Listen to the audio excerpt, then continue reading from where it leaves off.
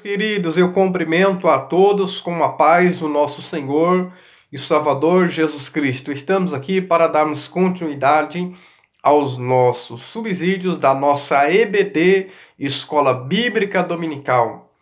Ela tem a nossa Igreja Evangélica Assembleia de Deus, Ministério do Belém, na Rua Cuiabá 146, todos os domingos às 8h30 da manhã. Temos ali várias classes de várias faixas etárias de ensino. Você é o nosso convidado a estar conosco. Aqui é apenas um resumo do que nós vamos estar aprendendo aos domingos. Temos ali como nosso pastor presente, o nosso pastor Edivanir Alves da Cruz. Muito bem, nós tivemos a lição passada, que foi a lição de número 8, que falou da sutileza, do enfraquecimento da nossa identidade pentecostal. Falamos sobre alguém que tem o Espírito Santo de Deus em sua vida e também sobre o revestimento de poder. E hoje nós vamos tratar da lição de número 9, que vai nos falar da sutileza do movimento dos desigrejados. Haja vista, vamos ver que alguém que tem o Espírito Santo do Senhor na sua vida, alguém tem o revestimento de poder, que é algo que vem para capacitar a sua vida, para dar força, para vencer as artimanhas de Satanás. É um equipamento que vem sobre a sua vida, e você vai receber o dom de falar em língua estranha, e não fica por aí, você vai buscar os demais dons espirituais que são promovidos, dados pelo Espírito Santo de Deus para aquilo que for útil, para aquilo que tiver utilidade na igreja. Alguém cheio do Espírito Santo, ele vai ter o desejo de congregar, ele vai ter o desejo de estar entre irmãos, entre a irmandade. E esse é o assunto que nós vamos estar tratando neste momento. O nosso textual diz: não deixando a nossa congregação como é costume de alguns, antes admoestando-nos uns aos outros, e tanto mais quanto vedes que vai se aproximando aquele dia. Hebreus capítulo 10, versículo 25. Verdade prática diz: o movimento dos desigrejados deve ser visto como um desvio da verdadeira espiritualidade, que é expressa no contexto da verdadeira igreja. E a nossa leitura em casa, você pode estar lendo aí na sua casa, analisando, anotando, papel, caneta, vai anotando aí. Está em Hebreus capítulo 10, 19 ao 25, para mim ganhar tempo. Aqui eu vou se ausentar da leitura, mas você pode estar lendo aí na sua casa. O nosso tópico 1 vai explicar a visão e a prática do movimento do desigrejados. O tópico 2, rememorar a natureza da igreja do Novo Testamento. O tópico 3, confirmar a importância e a necessidade da igreja. Faça aqui uma pergunta. Como seria o mundo? Como o mundo seria se não existisse a igreja? Ponto de interrogação. Reflita nisso. Como seria o mundo? Porque dados, queridos, pesquisa do IBGE, esse número foi em 2010, cresceu 9%. De 2010, essa pesquisa, o número de pessoas que não tem igreja. Mas nos últimos tempos pegou forma e pegou corpo, principalmente de pós-pandemia, o mundo pós-pandemia. Nós temos ver que esse número aumentou, porque muitas pessoas do tal ficam em casa, muitos ficam online, nada contra, porque eu estou aqui pregando através das redes sociais. Mas isso não ausenta você de estar na casa do Senhor, de estar no templo, na igreja, adorando e louvando ao Senhor. Nós vamos pontuar aqui alguns pontos que é importante nós analisarmos. Esses tipos de pessoas, esses desigrejados, eles consideram como cristão. Se você perguntar, Eles vão dizer que são cristãos, porém eles não procuram vínculo com a igreja. Gostam de Cristo, mas não gostam da igreja. Acreditam ser verdadeiros cristãos fora da igreja. Eles acreditam estar com a razão, com a verdade. Muitas vezes não adianta questionarmos. Nós lemos aqui um texto que faz-se necessário nós congregarmos, estar junto, consolar uns aos outros, edificar uns aos outros, orar uns pelos outros. Nós vimos aqui, a igreja, ela é comparada como o quê? A igreja é comparada como corpo. Se cortar um membro do seu corpo, ele vai morrer, ele vai ficar podre.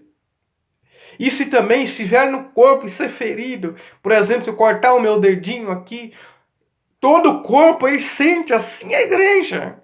Se tiver um irmão enfermo, um irmão, alguém desesperado, desempregado, toda a igreja precisa sentir, precisa se condoer. Eu estou falando aqui da verdadeira igreja. Já eu vou explicar.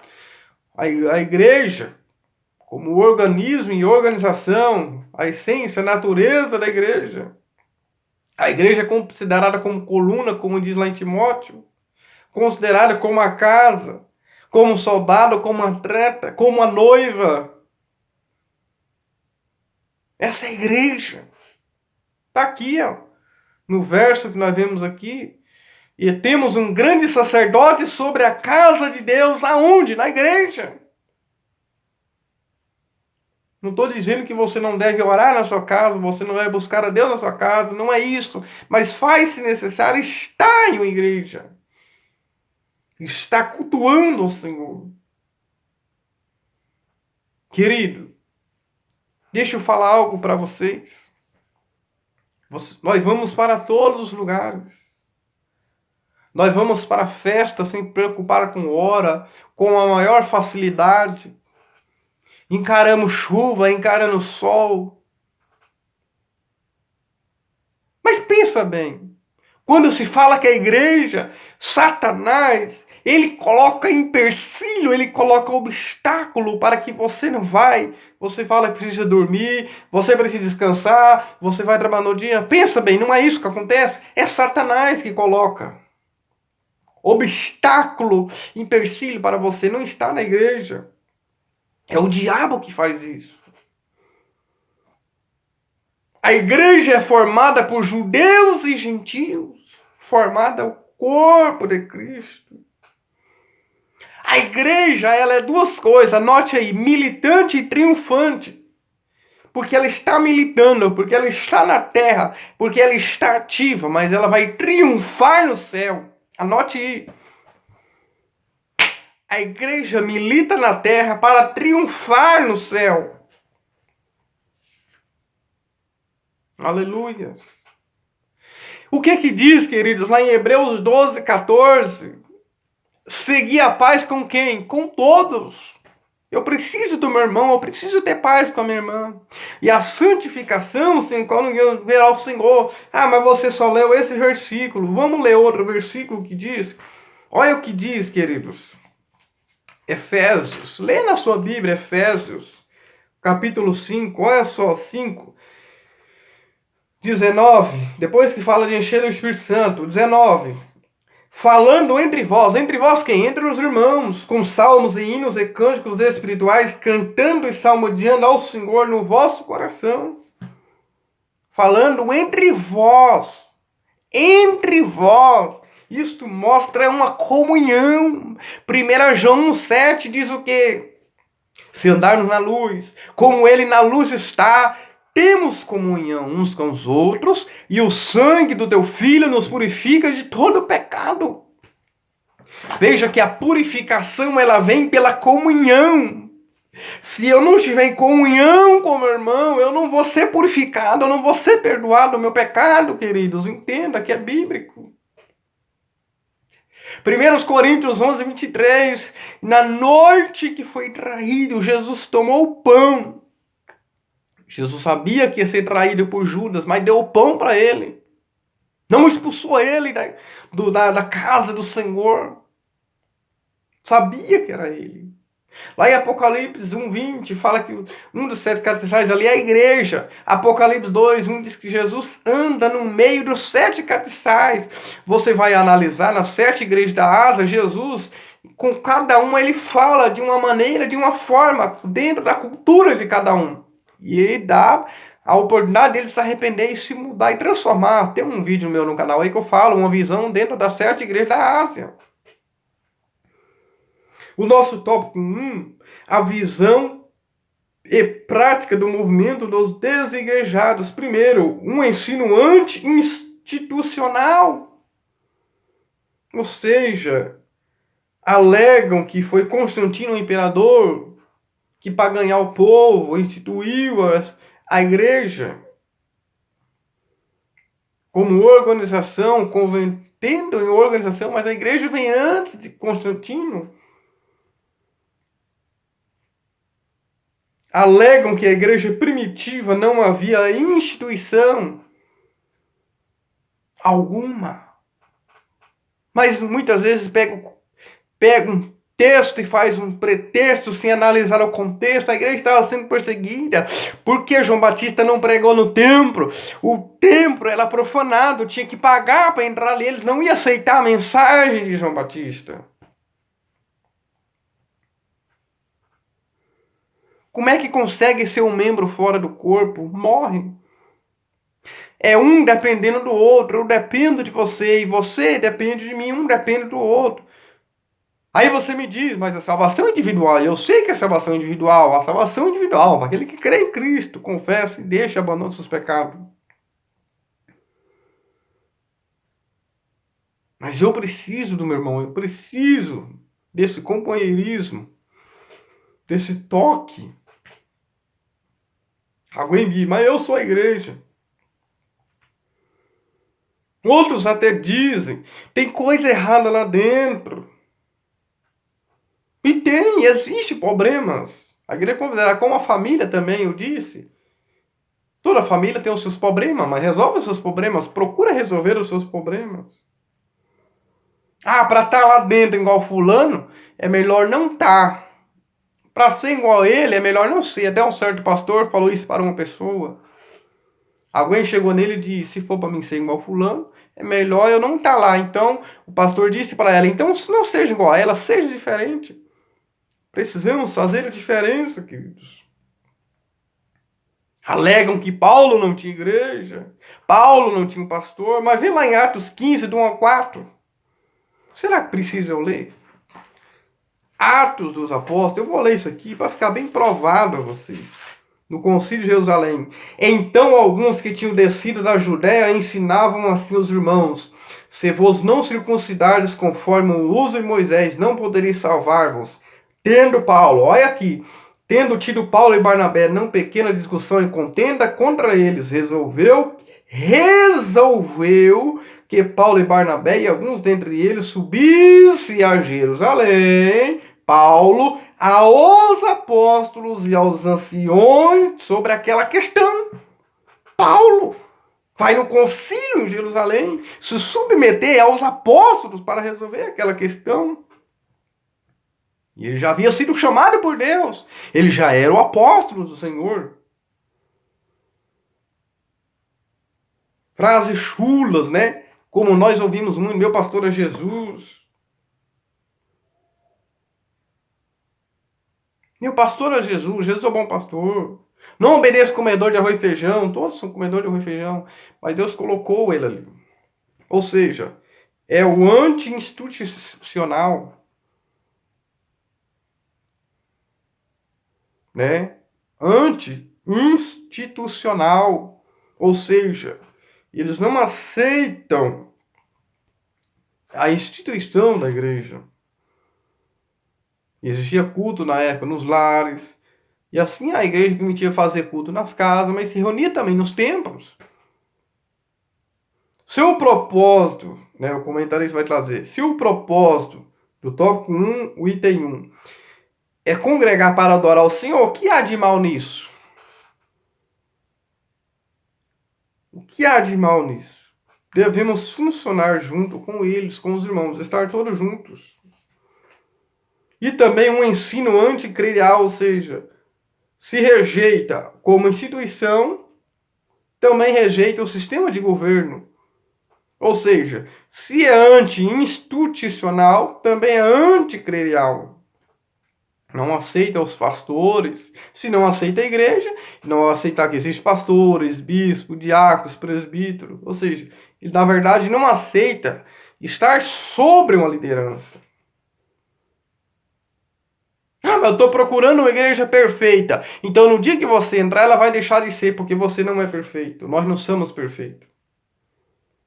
Ah, mas eu sou muito santo, eu oro muito, eu tenho muita comunhão com Deus, sim. Mas a santidade não é se afastar das pessoas, mas é se afastar do pecado. Uma igreja desintegrante é uma igreja inoperante. A 7 igrejas da Ásia tinha problema, mas Jesus andava em todas elas ali, corrigindo, disciplinando. Apocalipse 2:1, lê lá. Então, eles é anti-institucional e também anticlerical, ou seja, não aceita a forma de governo. Se não aceita a igreja, como institucional, não aceita a forma de governo. O tópico 2 vai falar sobre a natureza da igreja neotestamentária, ou seja, ela é como um organismo. A igreja ela é invisível e visível. Tem os dois lados. Tem os dois lados, tem os dois extremos.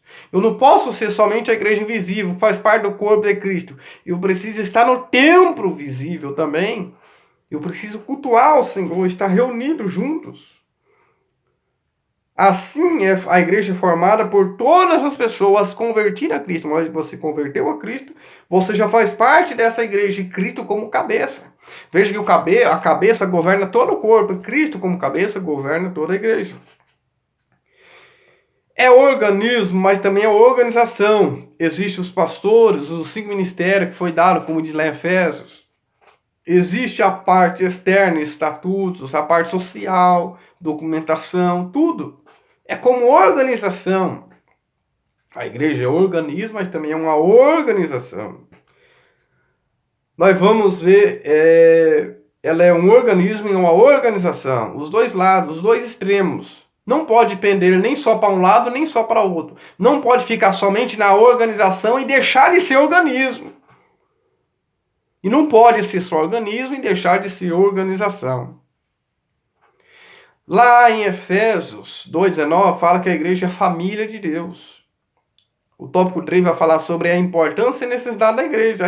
Ela é importante e necessária. Lá em Efésios vai dizer isso, que ela é a família. Veja que Efésios 2:19 fala que é família, e o Efésios 3 fala qual é o propósito da igreja. Se Deus deixou a igreja no mundo, deixou a igreja na terra, ela tem um propósito: evangelizar, ganhar almas para Cristo. Evangelizar o mundo. Até alguém diz, não podemos levar o mundo todo a Cristo, mas leva a Cristo a todo mundo. A igreja não é museu de santos, mas é hospital de pecadores, pessoas que vêm sendo restauradas, é considerado como hospital. Então é importante. Então existe o conceito de igreja como família de Deus, considerada como noiva também, casa e tudo. Mas vamos pegar como parte de família de Deus. Somos uma família. Esse é o conceito de igreja, é a família de Deus. Foi o que Jesus falou. Meu pai, meu irmão, meus irmãos são esses, são vocês que estão aqui comigo. Não podemos desprezar a família, mas somos a família divina, a família de Deus. E Efésios 3:10 fala qual é o propósito. Ou seja, Deus deixou a igreja com um propósito. E qual que é o propósito da igreja? A igreja não salva, mas promove a salvação. Deus quer me usar, Deus quer te usar, para que outras vidas venham a ser salvas também. Por isso a igreja foi deixada na terra. O item 2 do tópico 3, a igreja como testemunha de salvação. Atos 1:8.